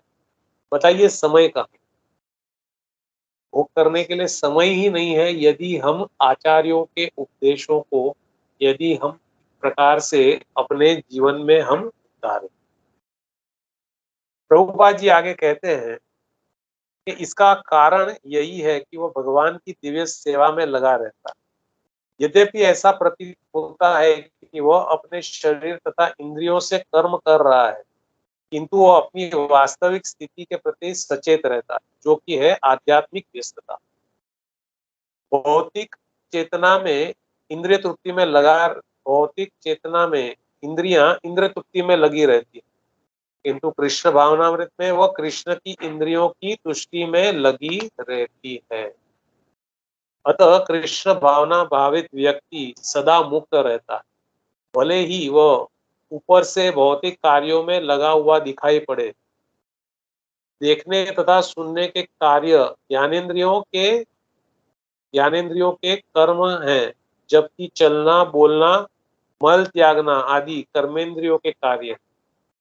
कृष्ण भावना भावित व्यक्ति कभी भी इंद्रियों के कार्यों से प्रभावित नहीं होता। वह भगवत सेवा के अतिरिक्त कोई दूसरा कार्य नहीं कर सकता, क्योंकि उसे ज्ञात है कि वह भगवान का शाश्वत दास है।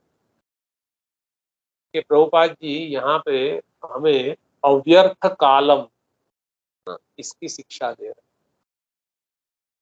कि भगवान का जो भक्त होता है वो अव्यर्थ कालम के सिद्धांत को अपने जीवन में पालन करता है। अव्यर्थ कालम का अर्थ होता है एक क्षण भी जो है वो भगवान की विस्मृति नहीं होने। ये तुरंत नहीं आती है, ये स्थिति का बहुत अभ्यास करना पड़ता है। प्रत्येक क्षण कैसे हम भगवान का स्मरण करते हैं, जो कार्य कर रहे हैं उसे हम कैसे भगवान को समर्पित करते। खा रहे हैं तो भी हमें भगवान का स्मरण होना चाहिए, कुछ कार्य कर रहे हैं तब भी भगवान का स्मरण होना चाहिए, कुछ भोजन बना रहे हैं तब भी वो भगवान की सेवा बन सकता है यदि उस भोजन को हम भगवान को भोग के रूप में अर्पित करते हैं। अन्यथा वही भोजन जो है वो हमारे लिए कर्म बंधन का कारण बन जाता है। ऑफिस में कार्य करना, यदि इसका फल हम भगवान को समर्पित करते हैं तो ये हमारी मुक्ति का कारण बन सकता है। और इसी धन से यदि हम इंद्रिय तृप्ति करते हैं तो वो हमारे पतन का कारण बन सकता है। तो इस प्रकार से जो कृष्ण भावना भावित व्यक्ति होता है वो अपनी प्रत्येक चेष्टा को, प्रत्येक कर्म को जो है भगवान को समर्पित करता है, और यही है वास्तविक कर्मयोग। समाधि योग की जो है चरम सिद्धि, जो फाइनल स्टेज है उसे समाधि कहते हैं। प्राय लोग ये समझते हैं कि समाधि का अर्थ है किसी निर्जन स्थान पे जाके जो है पद्मासन लगा के भगवान का चिंतन करना, यही समाधि।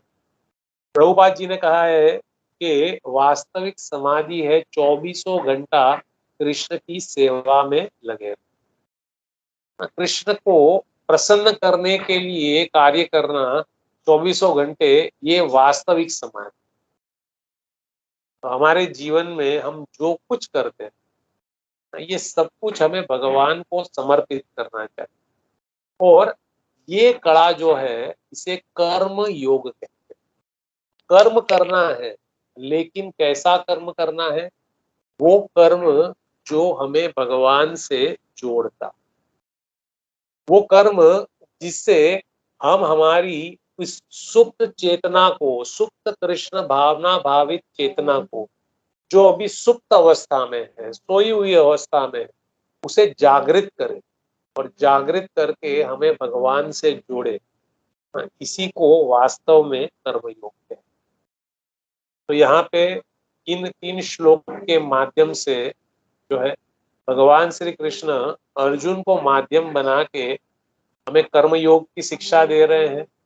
और श्रील प्रभुपाद के तात्पर्य प्रैक्टिकल रूप से हम कैसे कर्म योग कर सकते हैं, किस प्रकार से हमारे कर्म को योग बना सकते हैं, इसका वर्णन श्रील प्रभुपाद अपने तात्पर्यों के माध्यम से यहाँ पे कर रहे हैं। तो आप सभी का बहुत बहुत धन्यवाद। समय तो हो चुका है, तो आप सभी ने धैर्यपूर्वक जो है श्रवण किया, इसके लिए आपका बहुत धन्यवाद। यदि किसी का कोई प्रश्न हो, कोई जिज्ञासा हो तो पूछ सकते हैं। हरे कृष्ण। श्रीमद् भगवद गीता की जय। श्रील प्रभुपाद की जय। निताई गौर हरि प्रेमानंद। हरि हरे कृष्ण।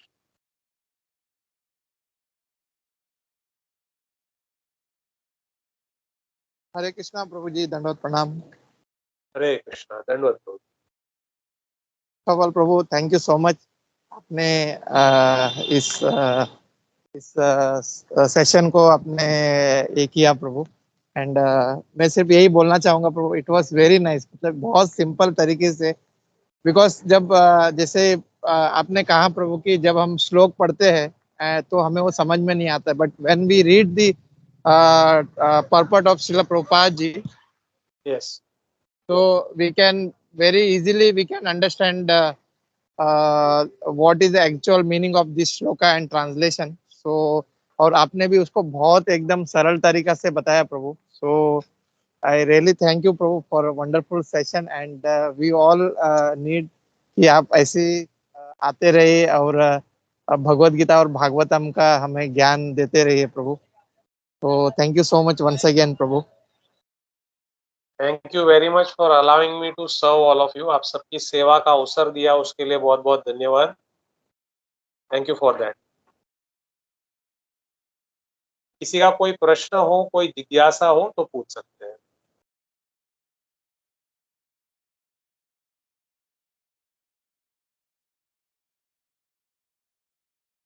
हरे कृष्णा प्रभु जी, दंडवत प्रणाम। हरे कृष्णा माता जी। प्रभु जी बहुत ही अच्छा आपने सारा सब समझाया, सारा विस्तार से आपने समझाया सब जो भी। ये प्रभु जी आपने जो एक पॉइंट बोली थी कि जैसे हम स्पिरिचुअल में होता है जैसे दास दासानुदास, और लेकिन जो आपने एनोलॉजी दी कि मटेरियल वर्ल्ड में मतलब कैसे होता है बॉस बॉस बॉसानुबॉस, वो बहुत सही लगा प्रभु जी, क्योंकि ये रियलिटी है और सब ऐसे ही रहते हैं मटेरियल वर्ल्ड में। तो ये बहुत सही लगा प्रभु जी आपने बॉस बॉस का बताया, तो वही मुझे एक्चुअली शेयर करना था। और जो आपने एक्चुअली मेरा एक प्रश्न आने ही वाला था, लेकिन उससे पहले ही आपने उस जिज्ञासा को भी मतलब जब लेक्चर बता रहे थे उसी में ही आपने उसका उत्तर भी दिया कि जैसे शुरुआत में आपने कहा था कि कैसे त्रिनादपि सुनेचनम होना है भक्तों को, और हम वही सीखते हैं कि मतलब हमेशा हमें ये सोचना चाहिए कि हम सबके दास हैं और नम कर चलना चाहिए। लेकिन फिर वही इतने लोग ये कह सकते हैं कि भगवान ने फिर युद्ध क्यों करवाया अगर सब में भगवान को ही देखना है तो उसमें भी तो कितने लोग मारे गए। तो आपने भी उसका अच्छे से उसका भी मतलब लेक्चर के दौरान ही उसका अच्छा प्रश्न का उत्तर दे दिया कि वो भगवान के कहने पर ही हुआ था, और भगवान ही मतलब अर्जुन सिर्फ निमित्त बन रहा था, और भगवान के सुदर्शन चक्र ने ही सबकी मृत्यु की। और हम देखते हैं कि प्रभु मतलब हम ऐसा कुछ करना तो नहीं चाहते कभी, लेकिन हम भौतिक जीवन में रहते हैं, हम अभी भी नित्यवादी हैं और नित्य सिद्ध नहीं है। और कितने लोग हमें ऐसे भी मिलेंगे जो अधर्मी होते हैं, तो अगर उनमें भी फिर हम अगर भगवान को देख के हम ये उन्हें कहें कि हाँ आप अधर्म करते रहो, और हम आंखें बंद करके चुप करके आपको मतलब सहन करेंगे या ये सब सहते जाएंगे, आप किसी को मतलब कोई पीड़ा दे रहा है या, तो वो भी एक तरीके से मतलब अधर्म को सहन करना भी एक पाप ही हुआ। तो ये मतलब हम सीखते हैं कि भगवान तब भी कहते हैं कि आपको तब चुप नहीं रहना, उठ खड़े होना है, और अर्जुन को भगवान ही निर्देश देते हैं कि उस वक्त आपको क्या करना है। ये हम समझते हैं जैसे आपने समझाया कि तभी चुप करके मतलब आप देखोगे तो ये मतलब भगवान इसकी इसकी अवहेलना करते हैं कि ये गलत है, तो उस टाइम आपको उठ के खड़ा होना ही पड़ेगा। जी प्रभु जी, है ना? Very true. एंड त्रिनादपि सुनीचेना का जो फिलॉसफी है ना, इसे जो है भौतिक जीवन में हमें बहुत संभाल के इस्तेमाल करना है। जैसे आपने बताया कि यदि कोई हमारे साथ अधर्म कर रहा है ना, तो तब हमें चुप नहीं होना है। We have to be very firm, we have to be very firm and we have to, हमें उस व्यक्ति को जो है भली भांति समझा देना है कि आप हमारे साथ किसी भी प्रकार का अधर्म नहीं कर सकते। क्योंकि भौतिक जीवन में जो है हम देखते हैं कि एक्सप्लॉयटेशन है ना, और बहुत प्रकार से परेशान करना, ये सब चलते रहता है। तो उस समय पे है ना, भगवान ने जैसे अर्जुन को कहा कि तुम्हें ये युद्ध धर्म के लिए करना होगा, तो उस समय हमें भी जो है इस बात को हमें ध्यान रखना चाहिए। उस समय हमें त्रिनादपि सुनीचेना का जो प्रिंसिपल है उसे इस्तेमाल नहीं करना है। उस समय पे we also have to rise up and we have to make that person understand whoever is doing it कि आप ये गलत कर रहे हैं, मैं आपको ये गलत करने नहीं दूंगा या नहीं करने, हाँ मेरे साथ ये नहीं चलेगा। तो we have to be very firm on that. जी प्रभु, थैंक यू सो मच प्रभु। आपने बहुत ही अच्छे से विस्तार से सब कुछ समझाया और मतलब ये ज़रूरी है क्योंकि हम भौतिक जीवन में रहते हैं और हमेशा हम गृहस्थ होते हुए मतलब घिरे हुए रहते हैं भौतिकता वाले लोगों से। तो आपने बहुत अच्छे से समझाया प्रभु कि हमें ऐसे में क्या करना चाहिए। थैंक यू सो मच प्रभु, धन्यवाद, प्रणाम। हरे कृष्णा। और यहाँ पे जो व्याख्या हुई है ये शुद्ध भक्त की व्याख्या है, तो उस स्तर पे हमें पहुंचना है। That is our destination. हम लोग अभी इस स्तर पे नहीं है, लेकिन इस स्तर को सुनने के बाद इसे प्राप्त करने की हमें कामना रखनी चाहिए कि एक दिन ऐसा आएगा जब मैं सबके अंदर भगवान का दर्शन कर सकता हूँ। ठीक है, एनी अदर क्वेश्चंस? हरे कृष्णा, दंडोत प्रणाम प्रभु जी। धन्यवाद प्रभु जी, आपने बहुत सुंदर समझाया प्रभु जी। विगत सर आपने पूरा आराम से और अच्छी तरह प्रभु जी समझाया। बहुत ही अच्छे से प्रभु जी आपने श्रीमद् भगवत गीता से जैसे प्रारंभ से आपने समझाया कि हमें किस प्रकार स्थित प्रज्ञ भक्त क्या क्या लक्षण है और किस तरह प्रभु जी हमें भगवान के ही लिए कार्य करना चाहिए, तो उसी से हमें कर्म बंधन नहीं होता। और वो जो अगला ये जो 9 और ये 10 श्लोक था उसके बारे में भी आपने बहुत अच्छा समझा है प्रभु जी कि हमें किस तरह ये अपनी इंद्रियों को सभी इंद्रियों को भगवान की सेवा में लगाना है। और प्रभु जी आपने बहुत सुंदर परम पूज्य राधानाथ स्वामी महाराज जी का भी एक कोट किया प्रभु जी के, जैसे वो इतना ये गंभीर परिस्थिति है बाहर रहते हुए भी कि मंदिर में है तो भी उनको ये डर है, तो बाहर जो रहते हैं उनके लिए भी ये है। प्रभु जी एक जिज्ञासा ये प्रभु जी है कि प्रभु जी जैसे हम तो ज्यादा समय बाहर रहते हैं प्रभु जी, तो उस समय में प्रभु जी हमारा जो ये कई क्योंकि हम लोग ये प्रकृति के गुणों के के अधीन कई लोगों के साथ व्यवहार करते हैं, तो वो व्यवहार करने के समय हमारी चेतना कभी कभी हम जैसे अभी ये जया माता जी ने पूछा था और आपने बताया कि हमें उस तरह व्यवहार करना चाहिए, हमें आवश्यकता है। तो प्रभु हमारी जो ये मतलब ये बहुत स्वाभाविक है कि जैसे मैं मेरी बात करता हूँ कि हम कोई कार्य करते हैं तो उसमें ये क्योंकि अभी शुद्ध नहीं हुए हैं और बहुत अशुद्ध अनर्थ हैं, तो कोई कर्म करने से मतलब कोई गलती हो जाती है, जैसे कभी क्रोध हो जाता है या कभी लालच या कभी किसी से मतलब उस प्रकार के वातावरण में रहने के कारण हमें उनकी तरह ही व्यवहार करना पड़ता है। तो प्रभु जी मतलब उस समय जैसे यदि हमने दीक्षा ली है तो हमारा ये कार्य कृत्य करने से हम गुरु महाराज के प्रति अपराध करते हैं और उनके लिए ये मतलब कर्म फल हमारा जो है उनको जाता है। तो प्रभु जी उसमें हमें प्रभु जी किस तरह हमारी चेतनी चाहिए और हमसे ऐसी गलती हो जाए तो प्रभु जी हमें प्रायश्चित कैसे करना चाहिए प्रभु जी। हरे कृष्णा प्रभु जी। ठीक है, very practical question and a very good question. सबसे पहले तो शिल प्रभुपाद कहते हैं कि गृहस्थी जो होते हैं उन्हें भौतिक लोगों के संपर्क में भी आना पड़ता है और उनके साथ व्यवहार भी करना पड़ता है। अब आपके दो प्रश्न हैं कि उनके साथ रह के हमारी चेतना भी उनके जैसी हो जाती है, तो उनके साथ हमें कितना व्यवहार करना चाहिए, इसका आंसर देते हुए शिल प्रभुपाद कहते हैं कि हमें डू द नीडफुल की फिलॉसफी इस्तेमाल करनी चाहिए। जितना आवश्यक हो, जिससे काम बन जाए, उतना ही व्यवहार हमें भौतिक लोगों के साथ रखना चाहिए। प्रभुपाद ने ये नहीं कहा कि आपको उनके साथ बिल्कुल संपर्क नहीं रखना है ना। प्रभुपाद अपने जीवन में खुद एक बिजनेसमैन रहे थे और प्रभुपाद जब सन्यासी भी बने तो बड़े बड़े धनियों के साथ प्रभुपाद जी का संपर्क होता था। लेकिन प्रभुपाद प्रभुपाद है, लेकिन हमारे लिए प्रभुपाद ने जो है ये सूत्र दिया है कि we should use the do the needful, we should use do the needful philosophy।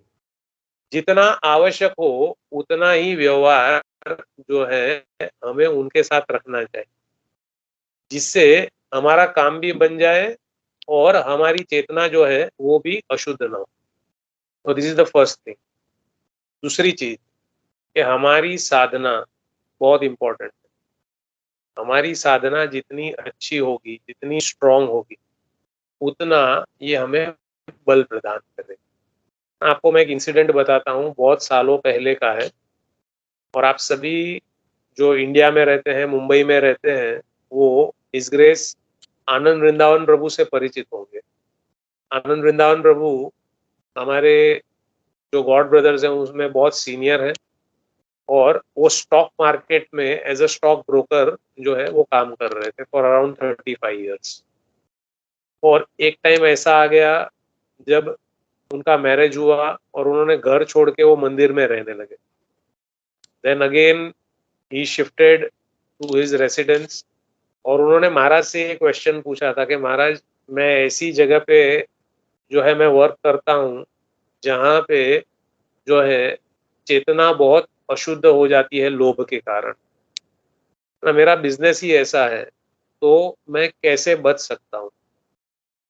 उस दिन महाराज ने उनको एक इंस्ट्रक्शन दिया था कि जब तक तुम्हारे 16 राउंड्स कंप्लीट नहीं होते हैं तब तक तुम स्टॉक मार्केट में एंट्री मत कर। तुम्हारे 16 राउंड्स जपा और भागवतम क्लास, ये सुनने के बाद अगर तुम ध्यान से सुलामाला जप करोगे और अच्छे से भागवतम सुनोगे, और उसके बाद यदि तुम स्टॉक मार्केट में एंटर करोगे, है ना, तो तुम्हारी चेतना कभी भी अपवित्र नहीं।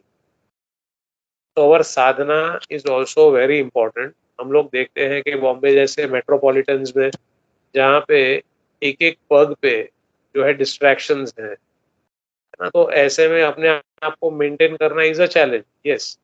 लेकिन अगर हमारी साधना अच्छी है, अगर हमारा श्रवण अच्छा है, तो ये एक कवच बन के रहता है, और ये कवच जो है ये हमारी रक्षा करता है against all the distractions of Kaliyuga. हमारी साधना अच्छी होनी चाहिए, हमारा श्रवण अच्छा होना चाहिए। ये दो अगर अच्छे हैं, और वैष्णव की यदि हम सेवा करते हैं, तो इससे हमें जो है एक कवर मिलता है जिससे हम इन डिस्ट्रैक्शन से बच सकते हैं।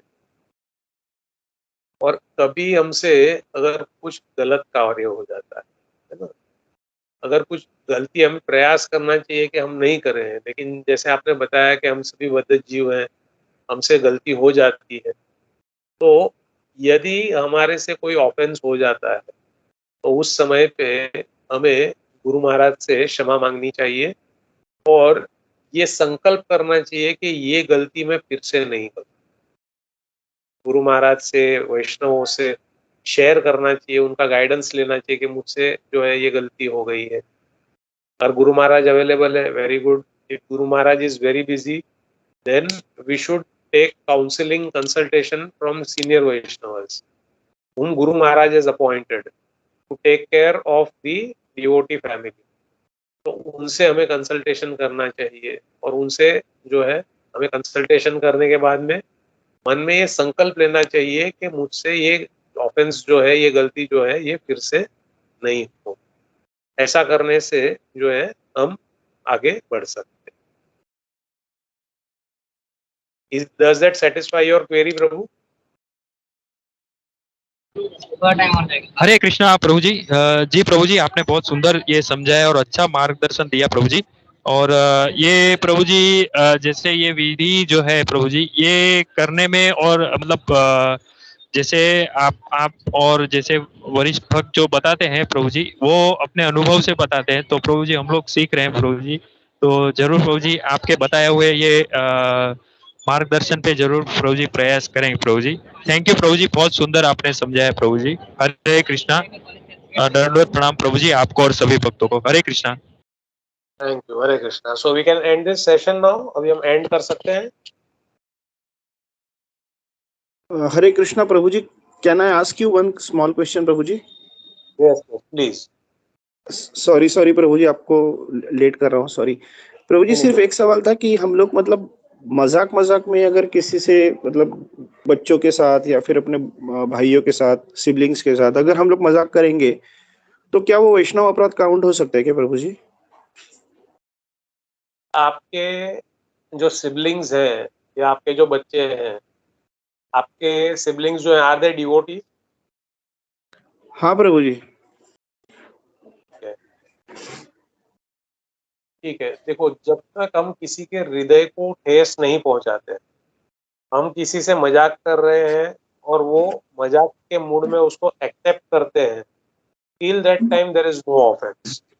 लेकिन हमारे कुछ बोलने से किसी का हृदय दुखता है और खास करके वो वैष्णव है, तो देन दैट इज ऑफेंस और हमको उससे बचना चाहिए ना। वैष्णव के साथ व्यवहार करने में हमें बहुत केयरफुल रहना चाहिए, फिर वो घर में हो या बाहर हो, we have to be careful. But हमारे सिबलिंग्स हैं और हम उनके साथ ही पले बड़े हैं, हमें भी पता होता है कि किस स्तर तक हम उनके साथ में हंसी मजाक करेंगे तो they will accept it as humour, that is okay.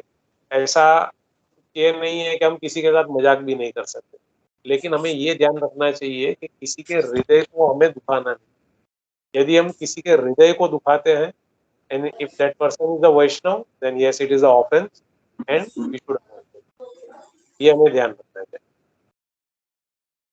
Okay okay, thank you प्रभु जी, थैंक यू वेरी मच। वो आपने पॉइंट बहुत इंपॉर्टेंट बताया कि किसी का दुख मतलब उस किसी को दुख नहीं होना चाहिए, हृदय को ठेस नहीं पहुंचनी चाहिए प्रभु जी। थैंक यू प्रभु जी, थैंक यू। हरे कृष्णा, दंडवत प्रणाम। Okay. Any other question? Last one question, if anybody wants to ask.